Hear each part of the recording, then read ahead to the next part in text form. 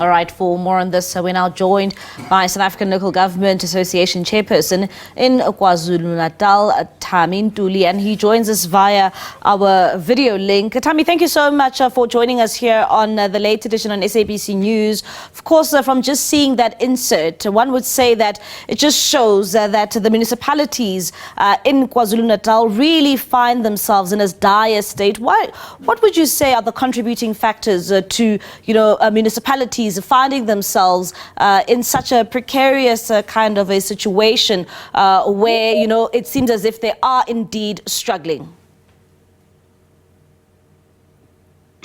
Thank you for having me, and good evening to yourself and the viewers. Well, as South Africa KwaZulu-Natal, we received cordially the engagement with the national leadership of South, especially in identifying the challenges which are putting pressure in terms of the municipalities' capacity to provide services to the people, in particular services such as water, which is a basic human right.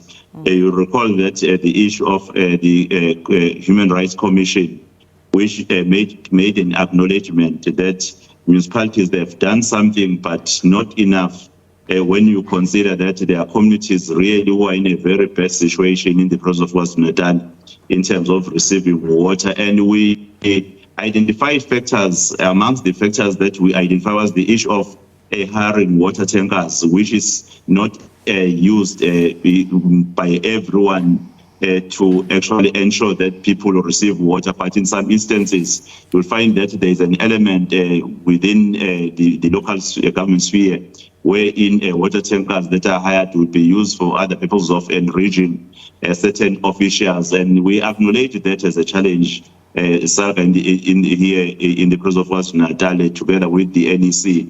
But we also acknowledge the fact that most of the municipalities, they've started the process of buying their own water tankers to ensure that they try and correct that. And the other factors which we felt they are fundamental is the issue of the aging infrastructure and the capacity to actually repair and maintain the aging infrastructure due to the funding model, which is a problem which we have been complaining about as local government, that the equitable share, which is 9%, wherein national is enjoying 51% and province is 40%.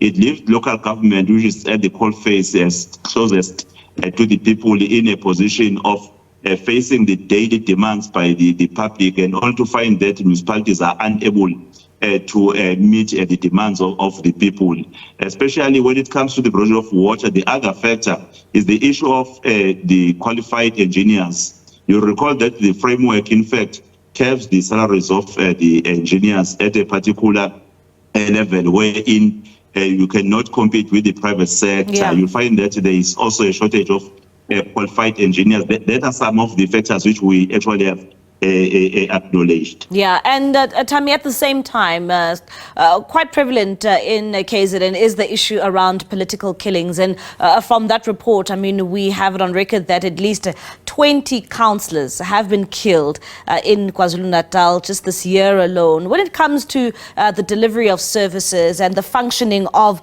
a municipality, how much of a problem does political killings cause to municipalities?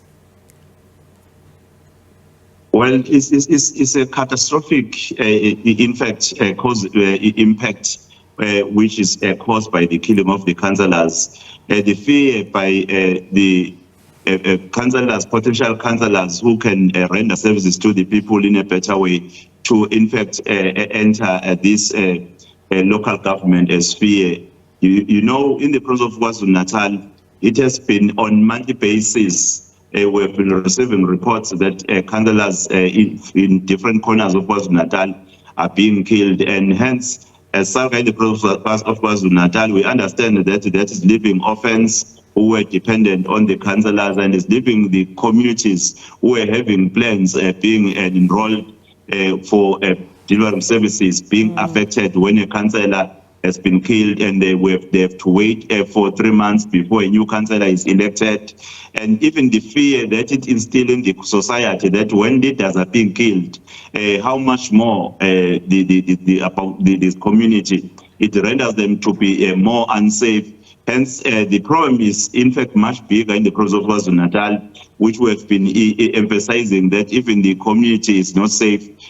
Killings are on daily basis. Since you have seen that people of Ethekwini, some of them, they were even suggesting that soldiers may help them to curb this level of killings. And with local government, even the officials now, they are victims, sources being what the Morana Commission identified as the reasons, and there are recommendations which were of the view that not enough has been done to implement the recommendations, which we believe they were going to assist us. And, you know, when you look at political killings, especially political killings of local councillors, you know, that often results in by-elections in various municipalities. How much of a setback does that create, especially when there are plans in place, you know, to try and turn around service delivery in communities? Surely this creates a major delay for the residents who are meant to receive those service delivery. Absolutely. You know, when people elect a councillor, they elect a councillor because there is a trust between the councillor and the society. And then they expect a councillor to help them on a plan of 5 years. And then when along the way a councillor is killed, they have to look for another councillor and someone who will be not understanding the origin of the plans that might impact, in fact, on the services that are expected by the community being affected adversely, because the relationship between a councillor and the society, when they are working cordially, you will find that the councillor will be understanding even challenges of specific families or sections of the community. Then when the councillor is being called, a new person will have to come and become a councillor maybe for the remaining 3 or 2 years or 1 year. That really, for that period, you'll find that a new person will start to begin to understand the trend in which the services were being implemented in that particular section of the community. I think it's taking the people back in terms of what they expect should have been a manage that were able to cover regarding the issue of service delivery. And lastly, when you observe KZN and, you know, the woes facing various municipalities, you know, as SALGA, what do you think needs to be done to sort of turn the state of municipalities around, you know, to create municipalities which are functioning to its people? Well, we having acknowledged the challenges, the first issue, I think, is the issue to try and ensure that the funding model issue is given a priority, and also on the sector itself to ensure that the capacitation of the officials and even the politicians who are serving in local government is made a priority. We've done a lot, but we believe there is still a room that we can support municipalities together, collaborating with COPTA to ensure that we enhance the capacity of the municipalities to render the services to our people.